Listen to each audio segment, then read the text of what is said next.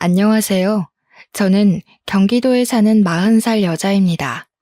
드라마에서도 현실에서도 시어머니는 며느리들을 힘들게 하기 마련이죠. 하지만 저랑 저희 시어머니 관계는 그렇지 않답니다. 어찌 보면 믿기 힘든 얘기일 수도 있겠네요.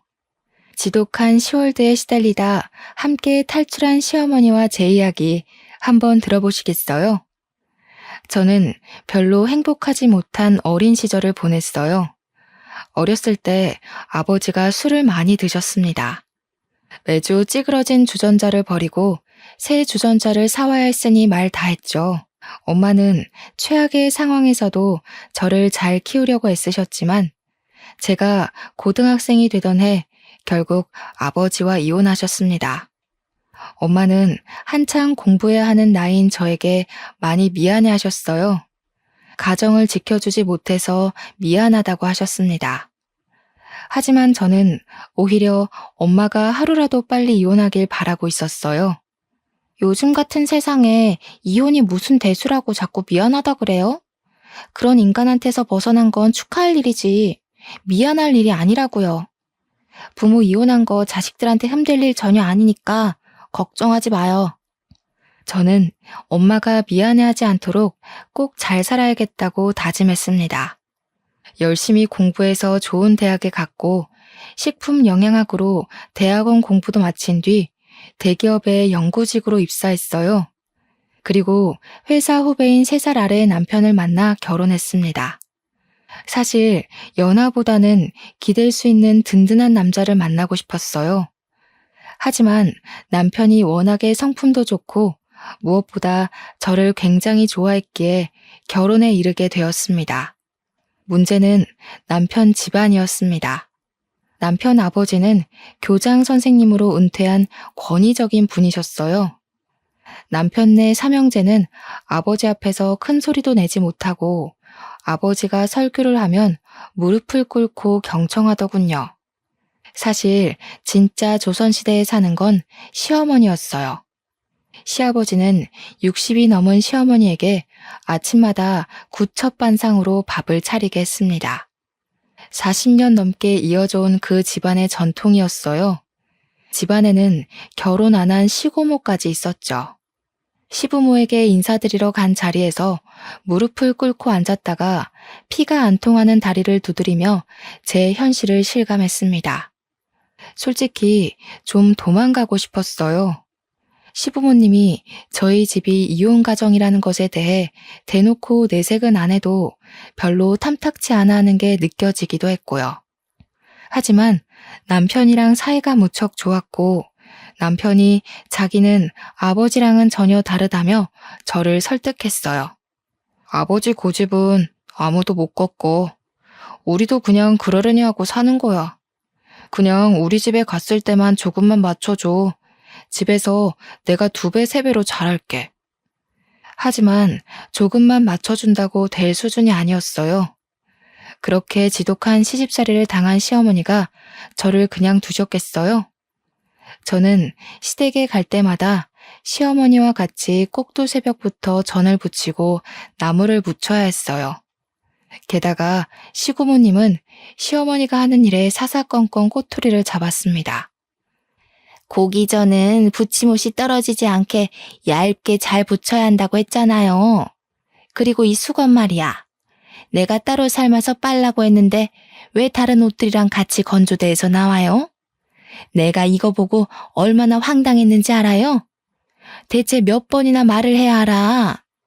시어머니는 그 구박을 묵묵히 듣고만 있었어요. 시아버지나 남편 형이나 동생도 그런 일이 흔한 일인 듯 아무렇지 않아 보였습니다. 게다가 시댁은 알고 보니 제사를 1년에 10번이나 지내는 집안이었어요. 저는 할 말을 잃었습니다. 남편은 자기가 죄인이라며 납작 엎드렸어요. 이게 미안하다는 말로 될 일이야? 자기네 집은 남자들은 부엌에 들어가지도 못하게 하잖아. 자기가 도와줄 수 있는 것도 아닌데 미안하다고 하면 다냐고. 난 절대 못해. 저는 시댁에 가서 제사에 참여할 의지도 여유도 없음을 선언했습니다. 물론 있는 그대로 말하진 않았죠. 독실한 기독교임을 내세워 우상 숭배 행위인 제사 행위에는 일절 참여할 수 없다고 못을 박았습니다. 잘난 하나님 믿겠다고 조상 모시는 일을 팽개친다고? 세아가, 네가 얼마나 잘났는지 몰라도 조상님들을 팽개치는 건 절대 못 참는다. 그래, 조상들을 모시는 건 후손들을 지켜주고 복을 달라고 하는 일인데 그건 있을 수 없는 일이야. 어머, 똑똑한 며느리 들인다고 좋아하더니만 하긴 저렇게 똑똑한 며느리가 어떻게 무식한 시어머니 밑에서 그 일을 다 하겠어. 어떻게 보면 할 수 없는 일이지 뭐. 그날 어찌어찌 넘어가 집에 돌아갔어요. 그런데 시고모님한테 전화가 왔지 뭡니까. 시고모님은 자기는 제 마음 이해한다면서 답답한 시부모한테 맞출 필요 없다고 은근슬쩍 제 편을 드는 거였어요. 솔직히 너네 시부모, 특히 태영이 엄마가 좀 답답한 스타일이잖니. 나도 젊었을 때 결혼하려다 실패한 경험이 있어서 너희들 마음 잘 안다. 요즘 같은 시대에 누가 그렇게 구식으로 살아? 다 시대에 맞춰 사는 거지.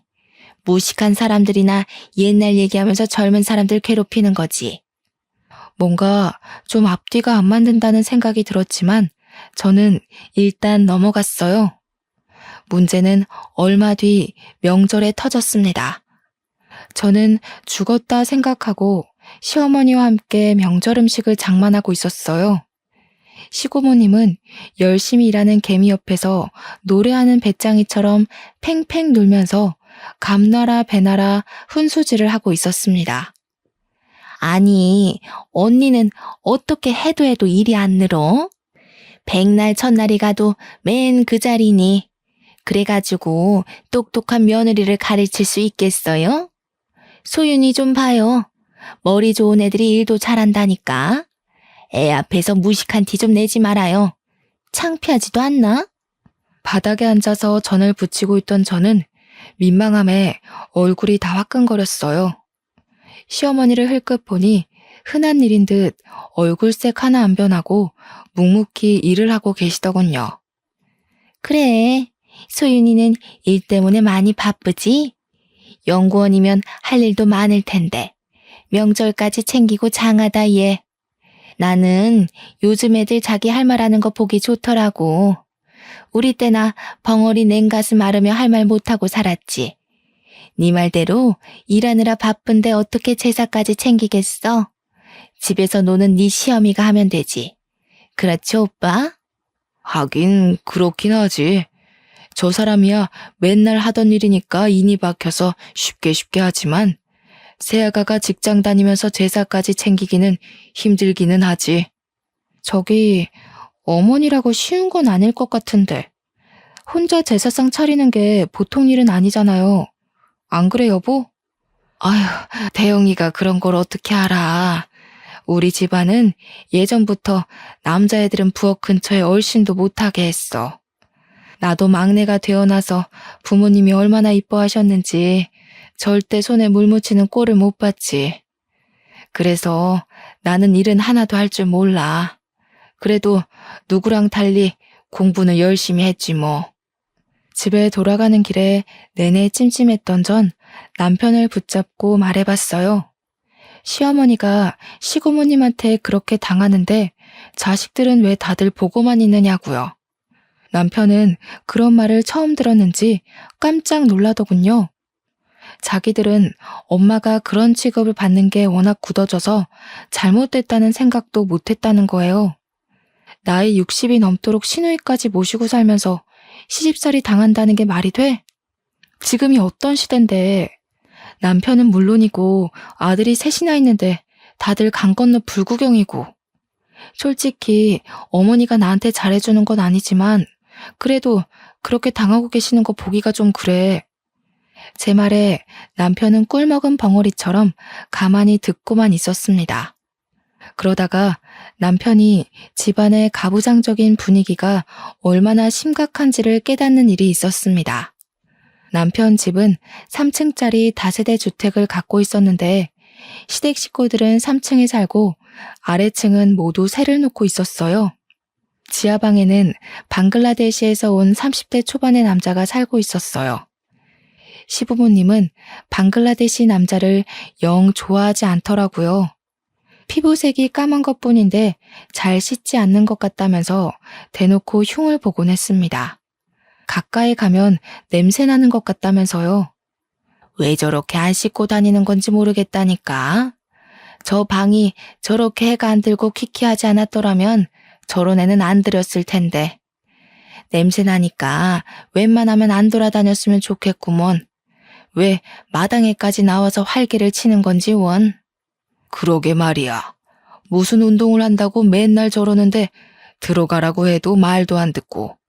무슨 자랑이 났다고 저렇게 냄새를 풍기는 건지. 다음에는 아무리 그래도 저런 애들은 들이지 말아요. 차라리 비워놓고 말지. 시꺼먼 애가 돌아다니는 거 볼 때마다 내가 깜짝깜짝 놀란다니까. 세아가, 너도 무슨 일 생길지 모르니까 웬만하면 가까이 가지 마라. 방글라데시 남자가 마당에 있을 때 시부모가 손가락질을 하며 쫓아내는 것도 몇 번 봤어요. 제가 다 미안하더군요. 전 그 사람이 지나가면 고개 숙여 인사를 건네곤 했습니다. 어쩐지 마음이 좀 짠하기도 하고요. 추석 때는 그에게 송편과 전을 좀 가져다 줬어요. 오늘 한국 명절인데 이거 한국에서 명절에 먹는 음식이에요. 입에 맞을까 모르겠지만 사람들 다 가족끼리 모이는데 방글라데시에 있는 가족들 생각나서 쓸쓸하겠어요. 가족들 두고 혼자 와 있는 게 힘들지 않아요? 고마워요. 힘들지 않아요. 가족들 돈 보내줄 수 있으니까 좋아요. 방글라데시에서 돈 많이 못 벌어요. 열심히 일하면 부자 돼서 가족들 행복하게 해줘요. 그러다 시어머니가 한밤중에 밖에서 서성이다 강도를 만나는 일이 생겼어요. 빨래를 제대로 나눠서 하지 않았다며 짜증을 내는 시누이 편에서 거드는 남편을 보고 시어머니가 마음이 상하신 거죠. 먹먹한 마음을 달래려 서성이던 시어머니는 강도에게 붙잡혀 카드 번호를 대라는 위협을 받았습니다. 밤늦게 퇴근하다 그 모습을 본 방글라데시 남자 아부가 그걸 보고 시어머니를 구해줬습니다. 아부는 남자에게 주먹을 날려 쫓아내고 놀라서 주저앉은 시어머니를 일으키고 부축해서 집에 데려다 드렸죠. 그 뒤로 아부를 보는 시어머니의 눈빛은 달라졌습니다. TV에 외국인들 사람도 죽이고 무서운 짓 하는 것만 나오니까 걔도 무슨 꿍꿍이가 있는지 늘 의심이 됐는데 옆에서 잡아주는데도 냄새는 하나도 안 나고 오히려 천사처럼 광채가 나는 것 같지 뭐니. 역시 사람은 겉으로 봐선 모른다니까. 맞아요, 어머니. 외국인 노동자 중에도 좋은 사람이 있겠죠. 우리나라 사람 중에도 착한 일 하는 사람, 나쁜 일 하는 사람 있잖아요. 시고모님이랑 시아버지는 그 일을 겪고도 전혀 달라지지 않았어요. 그러다 결국 일이 터지고 말았습니다. 시고모가 아침에 나와 운동하는 아부를 보고는 집의 마당에 있던 대야로 물을 뿌려버린 거였어요.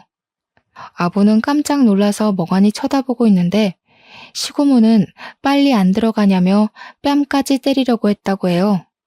마침 아침장을 보고 오다 그걸 본 시어머니가 깜짝 놀라서 시고모님을 말렸고요. 시고모님은 그런 시어머니를 밀어버렸습니다. 감히 나한테 명령을 하냐면서요. 하필이면 시멘트 바닥에 넘어지신 시어머니는 그만 팔이 부러지고 말았어요. 더 가관인 건 시아버지가 그 상황에서도 시어머니 편을 안 들고 시고모 편을 들었다는 겁니다. 하찮은 외국인 놈 편드느라 시누이를 화나게 한 시어머니 잘못이라면서요. 기가 막힐 노릇이죠. 시어머니도 드디어 폭발하고 말았습니다. 그게 어떻게 내 잘못이니? 불쌍한 애를 괴롭히는데 그럼 내가 그냥 가만히 있어야 하니? 네 아버지랑 고모는 어쩜 그렇게 한결같이 사람들이 매정에 빠졌니? 어려서 공부 못한 것도 서러운데 무식하다고 구박이나 받고 에이구, 내가 죽고 나서나 정신들을 차리지. 어머니, 잘못하신 거 하나도 없어요. 진짜 고모님도 그렇지만 아버님도 해도 해도 너무하시네요. 팔 나으실 때까지 집에 들어가지 마시고 여기서 좀 쉬세요. 진짜 그래도 되겠어? 나는 너 바쁜데 괜히 불편하게 패 끼칠까 봐. 시어머니가 돼가지고 잘해주지도 못하는데 일만 잔뜩 시키고. 내가 소윤이한테 미안하구나. 아니에요. 일은 어머니가 제일 많이 하시잖아요. 괜히 가서 무슨 일을 또 당하실지도 모르고. 여기서 쉬시는 게 저희도 마음 편해요. 그치, 여보?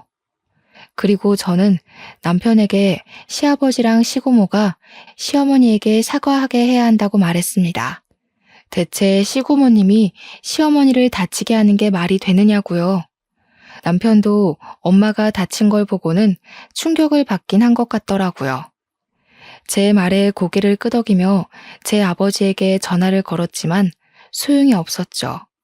남편 말에 따르면 시아버지는 시어머니에게 사과 안 하는 게 자기 자존심 문제라고 했다는 겁니다. 아버지의 말을 들은 남편은 더 생각이 많아졌죠. 그때 저희 엄마도 저희 집에 와서 얼마간 있기로 하셨어요. 엄마는 방문 요양보호사로 일하고 계셨거든요. 돌보던 환자가 입원해서 시간이 좀 생겼다고 서울 구경도 할 겸 저희 집에 와서 좀 있다가 가시기로 한 거였죠. 시어머니가 팔을 잘 못 쓰시니 요리도 마음대로 못 하시고 씻을 때도 어려움이 있었죠. 저희 엄마는 옆에서 시어머니를 많이 도와주셨습니다. 저희 엄마도 예전에 남편에게 당한 게 있다 보니 시어머니 일이 남일처럼 보이지 않는다고 하셨어요. 그렇게 두 분이서 가까이 지내시더니 같이 산책도 가시고 근처에 공연이 있다면서 같이 보러 가시기도 하더라고요. 아까 보니까 이번에 문화센터에서 효도 공연을 한다고 하던데 김영훈이가 온다 그러더라고. 김영훈? 김영훈이 이런 데로 온다고? 나는 별로 좋아하지는 않지만 어디 잘하나 한번 보러 가볼까? 두 분이서 공연을 보고 와서 어찌나 즐겁게 얘기들을 나누시는지요. 얼굴이 밝게 상기되셔서요. 왜 진작에 좋은 공연에 데려가드리지 못했나 싶더라고요. 엄마랑 시어머니는 서로 신세 한탄도 많이 나누셨어요. 방문 요양 가면 어르신 이렇게 부르면서 깍듯하게 대해야 하거든. 우리도 공부해서 자격증 딴 사람들인데 나이 드신 분들이다 보니 우리를 식모 정도로 생각하더라고. 요양사님이라고 안 하고 아줌마 이거 좀 가져와 저거 좀 가져와 하면서 하대한다니까. 가끔 내가 이 나이 먹고 뭐 하나 싶어. 그러니까 그만두시라니까요. 엄마 생활비 보내드린다잖아요. 에이그 내가 또 무슨 할 일이 있다고 집에서 놀겠어? 노는 것도 놀던 사람이나 노는 거지. 우리는 놀 줄 몰라서 놀지도 못해. 아유, 사부인은 그래도 남들한테 하대당한 거잖수. 나는 가족들 수발 다 들면서 욕먹는데 뭐. 못 배운 게 죄다. 내가 할 줄 아는 것만 있었어도 신우랑 남편한테 이런 취급 안 당하면서 살지. 이러면서 40년을 살았어요, 내가. 사부인이나 나나 남편 복 없으니 팔자가 그러려니 해야지 어쩌겠어. 아니, 점잖은 교장 선생님 부인이 그렇게 고생하면서 살지 누가 알았겠소? 소윤이 아빠야, 툭탁하면 술 먹고 들어와서 집안을 뒤집어 놨지. 애 한창 클 때 그런 꼴 보면서 크게 한 게 지금도 미안하다니까. 어쩌겠소, 사부인 말대로 내 팔자가 그런 걸. 내 가만히 보니까 마음 편하게 사는 사람 몇 없더라고. 사람들 다 마음의 응어리 하나씩 갖고 살지. 그래도 이렇게 서로 이야기 나눌 사람이 있으니 얼마나 좋아요. 아들이 셋이나 있으면 뭐래? 여태까지 아무도 내 얘기 안 들어준 걸. 나는 그게 안 된 일인지도 모르고 그러려니 하고 살았지. 아이고, 아들들이 있어도 도움이 안 되니 혼자서 얼마나 냉가슴 앓으셨겠소. 주변에도 보니까 딸이 있어야 한다고 그러더라고. 이제라도 우리한테 좀 마음 내놓고 그러고 살아요. 두 분은 그렇게 서로를 위로하며 더 친해지셨습니다. 사실 두 분 다 사회생활을 안 하시다 보니 몇십 년 만에 처음으로 마음을 터놓을 친구가 생긴 거였죠. 한날은 제가 마음을 먹고 저희 엄마랑 시어머니를 좋은 레스토랑에 데려갔어요. 두 분 다 열심히 집안일하고 밥 벌어먹을 걱정만 하셨지 좋은 데서 밥 한 번 못 드셔봤거든요. 남편은 친구들이랑 놀라고 밖에 내보내고 여자들 셋이서 분위기 좋은 음식점에서 맛있는 음식을 먹었습니다. 제가 엄마와 시어머니에게 하고픈 말이 있었거든요. 저는 엄마가 고생해서 뒷바라지 해주신 덕분에 공부를 잘 마치고 좋은 직장까지 얻었는데 엄마는 항상 제자리인 게 늘 마음에 걸렸거든요. 시어머니도 마찬가지였죠. 그 시절엔 여자애들을 공부를 안 시켰기 때문에 공부를 못했을 뿐인데 무식하다고 구박당하시는 게 얼마나 억울합니까? 엄마, 그리고 어머님, 저랑 태영 씨는 직장에서 자리도 잡고 이번에 태영 씨도 월급이 올라서 더 살만해졌거든요. 저희는 풍족하진 않아도 누릴 거 다 누리면서 컸는데 어머님들은 그러지 못하셨잖아요. 이제 자식들도 다 컸으니까 가족들 걱정일랑 조금 내려놓으시고 이제 자신들을 위해서 사셨으면 좋겠어요. 아이고, 우리가 이 나이에 무슨 욕심을 부리겠니? 너희들 잘 사는 모습 보고 손주 생기면 손주나 봐주는 낙으로 사는 거지. 두 분 다 저보다 훨씬 똑똑하시고 현명하신데 공부를 못하셔서 서름 당하면서 사시는 게 마음이 아파요. 저희가 도와드릴 테니까 검정고시 공부해 보셨으면 좋겠어요. 요즘엔 대학도 만학도 전형이라는 것도 있거든요. 형편상 공부를 못하셨던 고령자들한테 대학 입학 문턱을 낮춰서 공부할 기회를 주는 전형이에요. 저희 엄마는 이 나이에 무슨 공부냐고 하시는데 시어머니는 눈시울을 붉히고 아무 말씀도 안 하시더라고요. 제가 괜한 짓을 한 건가 싶었어요. 무시당하며 사는 것도 서러운데 제가 괜히 콤플렉스를 자극해서 마음 아프게 해드린 게 아닌가 해서요. 두 분은 결국 거절하셨습니다. 70이 다 됐는데 그냥 살던 대로 사는 게 좋다고 하시면서요. 시어머니는 별 말씀은 안 하시고 엄마 말에 고개만 끄덕이셨죠. 얼마 뒤 시어머니는 팔에 깁스를 풀기도 전에 시댁으로 돌아가셨어요.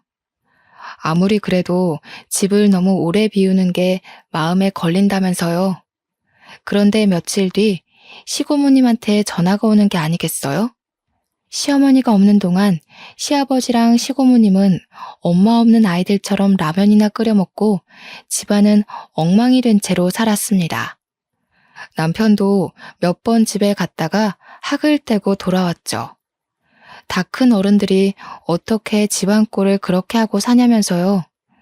그게 그럴 수밖에 없는 게 모든 일을 다 시어머니한테 시켰으니 할 줄 아는 게 없을 수밖에요. 시아버지는 그제야 너는 어떻게 그렇게 할 줄 아는 게 없냐며 시고모님을 나무랐다고 하시고요. 그동안은 제가 시댁에서 오는 전화를 제대로 받지 않거나 바쁘다면서 금방 끊어버렸습니다. 시고모님은 저한테 전화해서 그동안 받았던 서름을 토로하는 한편 그 화를 시어머니에게 돌렸습니다. 며느리야, 내 말 좀 들어보거라. 너네 시부 말이다. 자기도 할 줄 아는 것도 쥐뿔도 없으면서 나한테 뭐라 그러지 뭐야. 요즘 세상에 여자만 일하라는 법이 있어? 안 해본 건 전화 나나 똑같지 뭘. 네 시엄마도 그래. 그렇다고 2달 넘게 안 들어오는 게 말이 되니? 여자가 소박 맞고 싶어 작정한 것도 아니고. 고모님, 여자만 일하라는 법은 없으면 저희 어머님한테만 일 시키는 건 이상한 거 아닌가요? 그리고 어머님이 오죽하면 집에 안 들어가셨겠어요. 어머예, 나는 어릴 때부터 막내로 귀하게 자라서 집안일은 일절할 줄을 몰라요.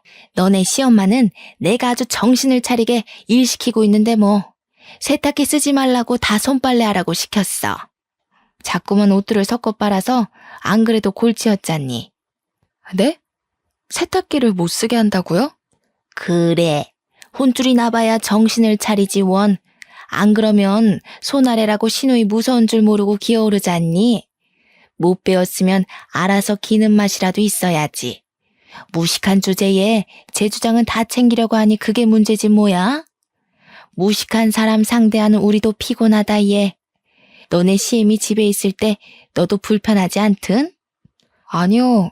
저희랑 또 저희 엄마랑 잘만 지내셨는걸요. 네가 아직 덜 당해봐서 그렇지. 손빨래 하면서 정신 좀 차려보라고 했다. 어쨌든 집이 깨끗해지니까 살 것 같네. 말인지 방귀인지 알 수가 없었죠. 도대체 60년대도 아니고 세탁기를 일부러 못 쓰게 한다뇨. 세탁기가 여성들의 삶을 해방시켰다는 말까지 있는데 말이죠. 그날 저는 남편에게 말했습니다. 팔이 다 낫지도 않은 어머님한테 손빨래까지 시키며 시집살이를 시켰다는 게 말이 돼? 당신은 진짜 이런 걸 보고도 아무 생각이 없어? 솔직히 난 아무 생각 없었다는 당신도 무서워. 계속 이런 식이면 정말 당신이랑 사는 거 다시 생각해봐야 할 것 같아. 남편도 이번엔 충격을 많이 받은 모양이더군요. 방에 들어가더니 시아버지와 통화하는 소리가 들렸습니다. 아버지, 진짜 엄마한테 어떻게 그러실 수가 있어요? 엄마가 지금까지 아버지한테 얼마나 잘하셨는데요. 엄마 나이도 있으시고 몸도 성치 않으신데 그렇게 힘들게 일을 시키시면 어떡해요? 아버지가 말리셨어야죠. 아버지랑 고모랑 엄마한테 사과하셔야 한다고요. 하지만 시아버지는 치롱성이었어요. 네 엄마가 잘못한 거라면서 절대 본인들 잘못은 인정하지 않았죠. 평소 늘 온화하고 감정을 터뜨리는 법이 없는 남편도 결국은 분통이 터지고 말았습니다. 우리 아버지가 저렇게 편협한 분인지 몰랐다면서 화를 내고 혼자 머리를 싸매고 끙끙대더군요. 며칠 뒤 시어머니는 저희 집에 다시 오셨습니다. 나 어릴 적에 공장 나가면서 교복 입고 학교 가는 애들 보면 그렇게 부러울 수가 없었다. 그래도 나한테 주어진 팔자거니 하고 그래도 이만하면 부러운 거 없이 산다 하며 살아왔어. 그렇지만 공부 못한 게 늘 한이 되고 공부 못했단 이유로 무식하다는 소리 듣는 건 더 서러웠다. 엄마, 그동안 제가 마음 못 헤아려드려 죄송해요. 저는 그냥 엄마는 그렇게 사는 게 당연하다 여긴 것 같아요. 아버지가 엄마한테 그렇게까지 하실 줄이야. 지금까지 많이 참으셨는데 지금이라도 이혼하시는 게 낫지 않을까 싶은데. 내가 이 나이 먹고 이혼은 해서 또 뭐 하겠니? 그 집에서 당하는 꼴은 서럽지만 흔한 말로 무슨 부귀영화를 누린다고 이혼을 하겠어. 하지만 무식하다 무시당하는 건 이제는 싫다. 새아가 말대로 이제라도 공부해서 몇십 년 묵은 한을 풀어야겠어. 잘 생각하셨어요. 어머니, 정말 잘 생각하셨어요. 시어머니가 담담하게 이야기하는 모습을 보니 어쩐지 눈물이 날 것 같더군요. 시어머니가 검정고시 공부하기로 했다는 소식을 들은 저희 엄마도 결국 함께 검정고시 공부를 하기로 했습니다. 저는 두 분 생활비 걱정 말고 하고 싶으셨던 공부 마음껏 하시라고 말씀드렸어요. 그렇게 해야 우리 어머니들이 자신의 삶을 찾아야 비로소 저희 삶도 온전해질 것 같은 느낌이었거든요. 두 분은 함께 중학교 졸업학력 검정고시반에 들어가셨습니다. 저희 엄마는 저희 집에서, 시어머니는 시댁에서 다니셨지만 종종 저희 집에서 같이 주무시며 함께 공부하셨어요. 남편은 저에게도 사과했어요.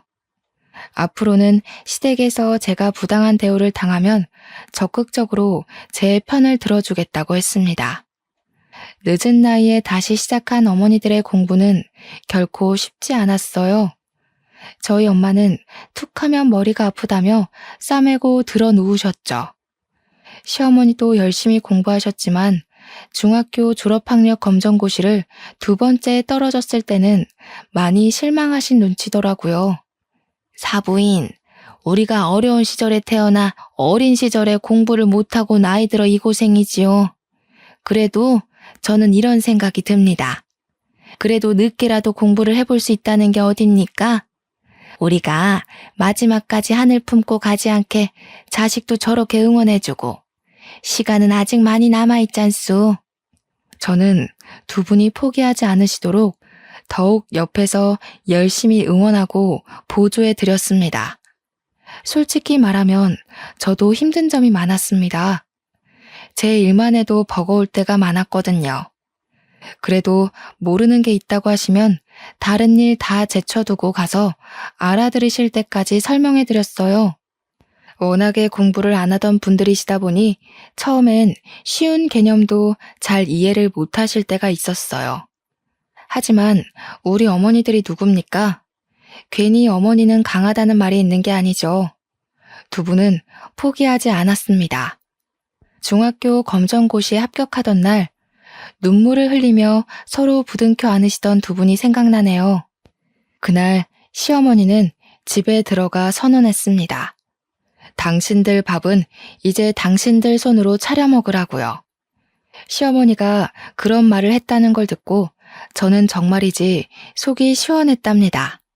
있을 때 잘하라는 말은 저희 시아버지를 위해 있는 말이 아닐까요? 시어머니는 저희 엄마랑 둘이서 노래교실도 다니면서 더욱 즐겁게 지내게 되었어요. 반대로 시아버지랑 시고모님은 집에서 죽상을 하고 있다가 남편과 형제들에게 전화에 툴툴거리기 일쑤였죠. 한 번은 시아버지는 시어머니가 공부하러 나가는 게 고가웠는지 이것저것 꼬투리를 잡으시더군요. 저는 아침 일찍 어머니를 모시러 갔다가 그 싸움을 고스란히 구경하고 말았죠. 가정주부가 무슨 헛바람이 들어가지고 공부를 한다고 집안 살림을 내팽겨쳐? 당신이 공부해서 쓸 데가 어딨어? 내 삶을 찾겠다느니 헛소리만 잔뜩 해대고 쓸데없는 짓 하지 말고 하던 대로 살아. 바람만 잔뜩 들어가지고 남들 보기 창피스럽지도 않아? 하나도 안 창피해요.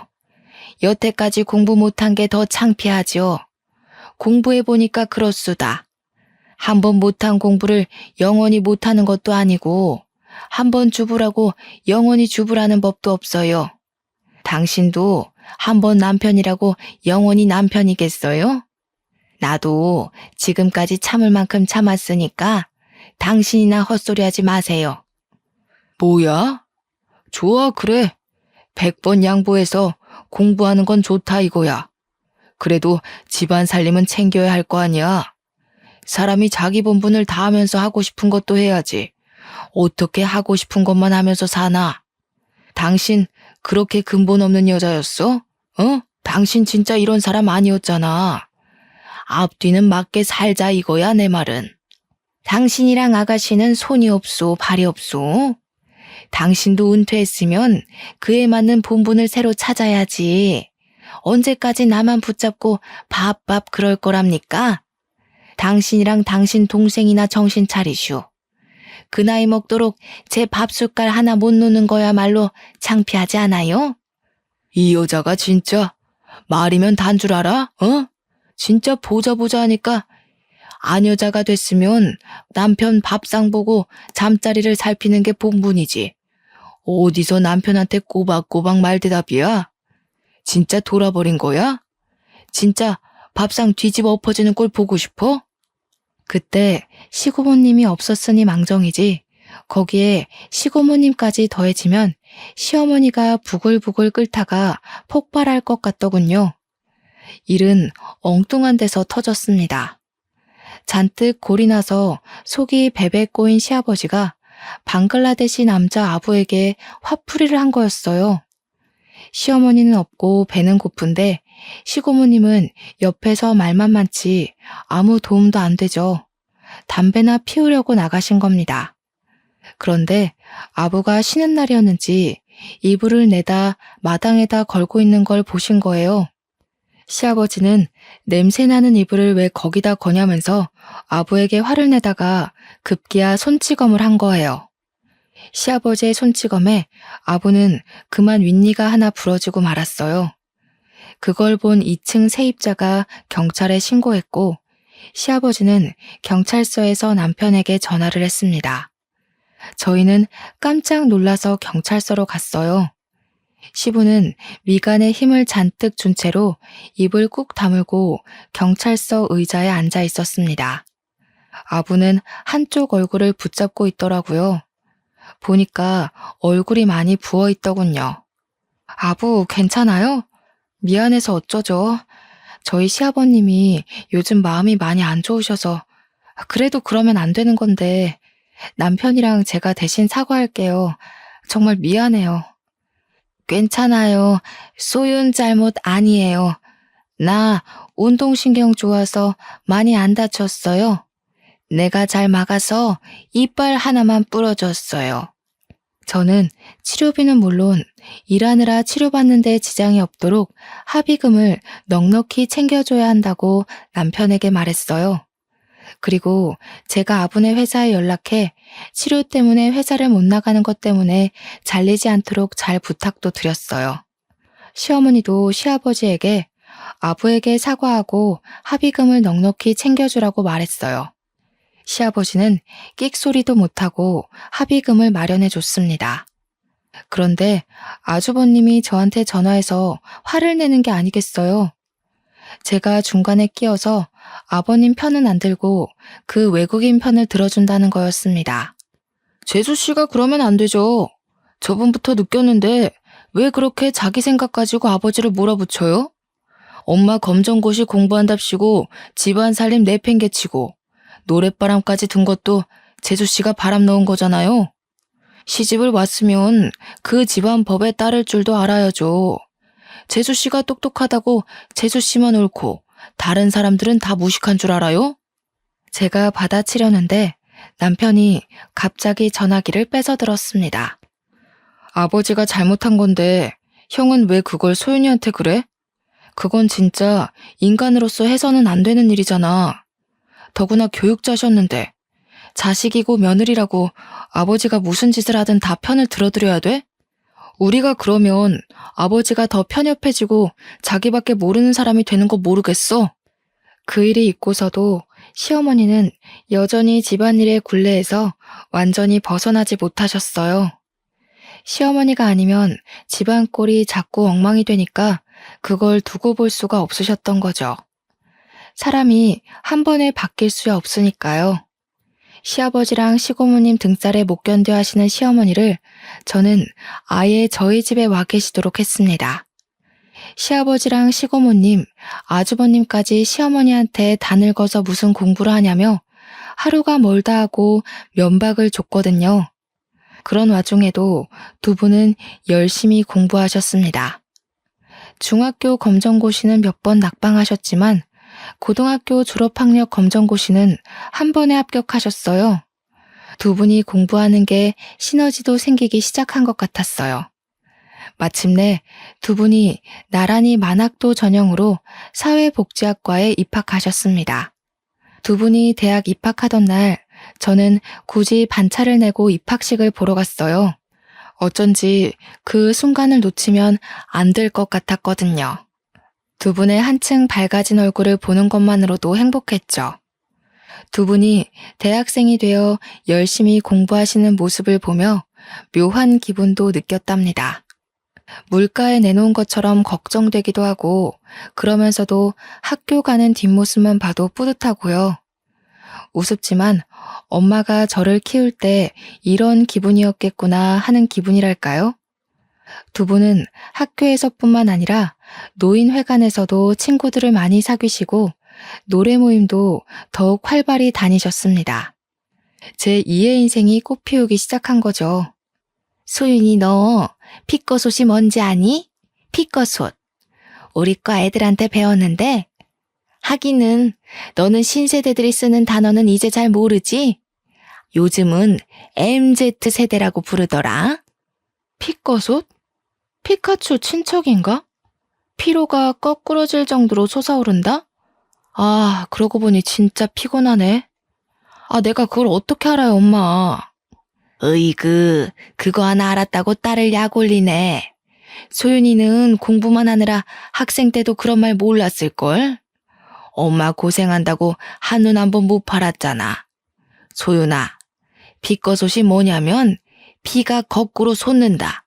피가 거꾸로 솟을 정도로 화가 난다.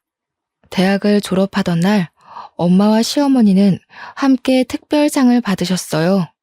고령에도 불구하고 열심히 공부하는 모습으로 젊은 학생들에게까지 본보기가 됐다고 주는 상이었죠. 두 분이 뒤늦게 공부하느라 고생하신 걸 아는 저는 가슴이 찡했습니다. 두 분은 노인 심리상담사 자격증을 따서 노인회관에서 상담사로 일하기로 되어 있었습니다.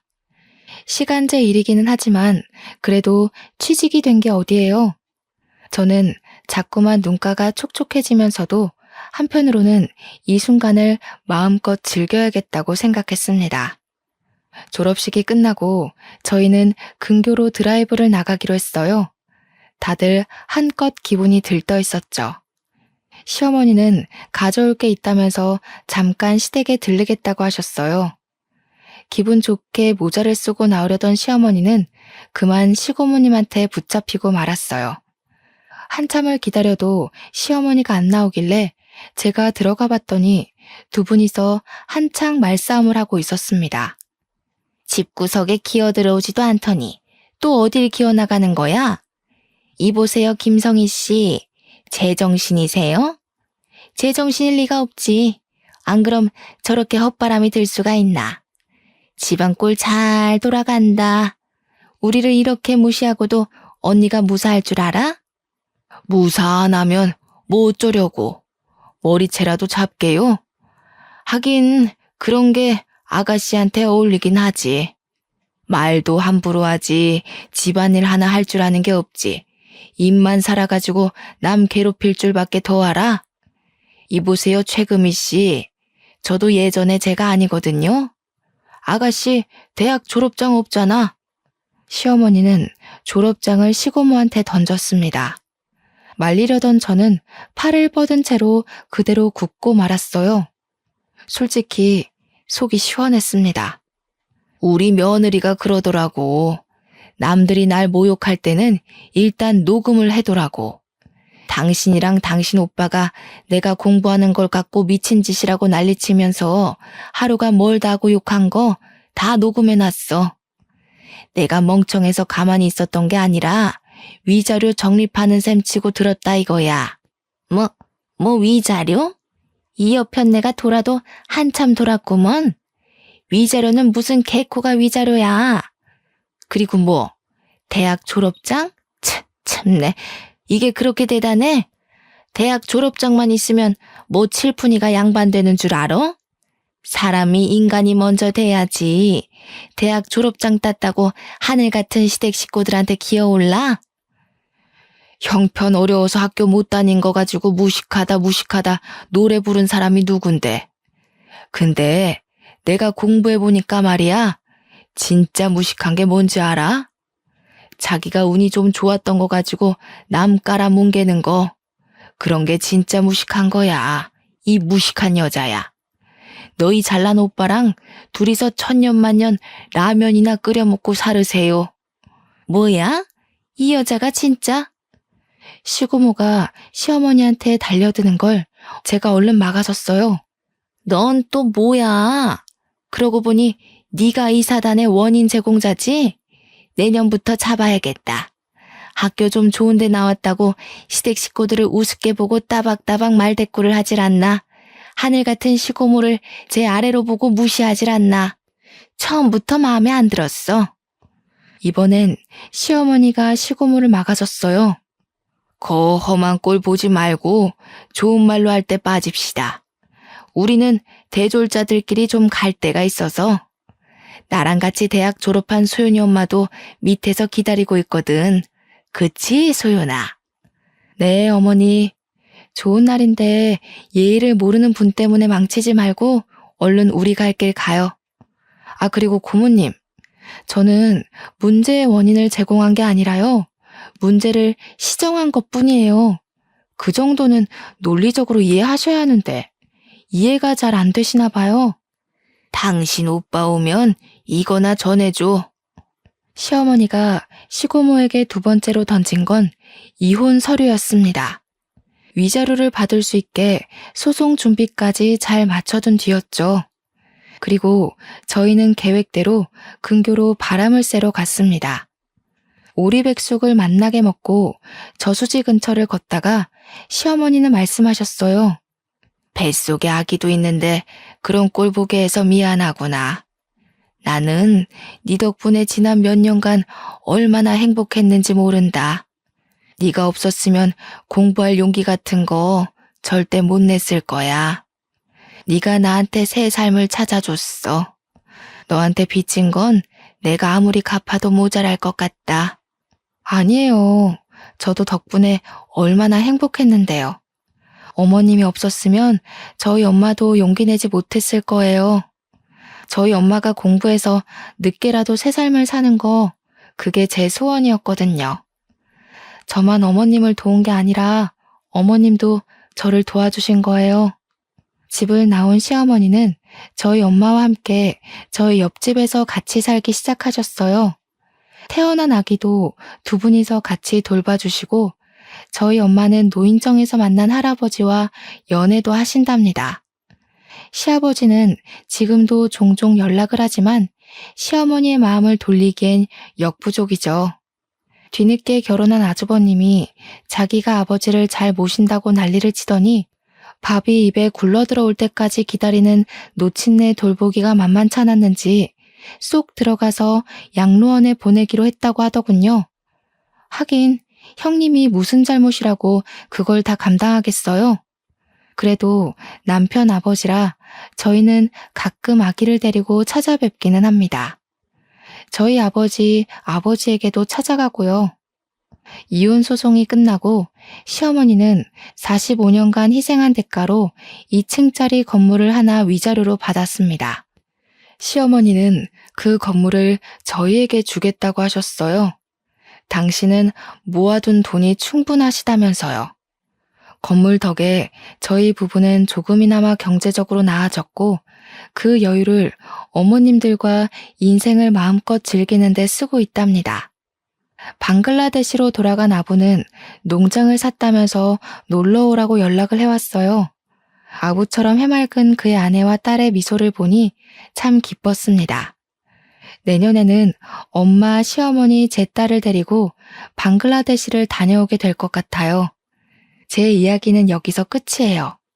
어머님들이 무시당하지 않게 공부하길 간절히 바랐지만 오히려 두 어머님을 보며 제가 더 많이 배운 것 같네요. 여러분도 좋은 시절 다 갔다 느껴질 때 그때가 바로 새로 시작할 때라는 거 기억해 주셨으면 좋겠어요. 다시 꽃피울 인생을 위해 파이팅입니다.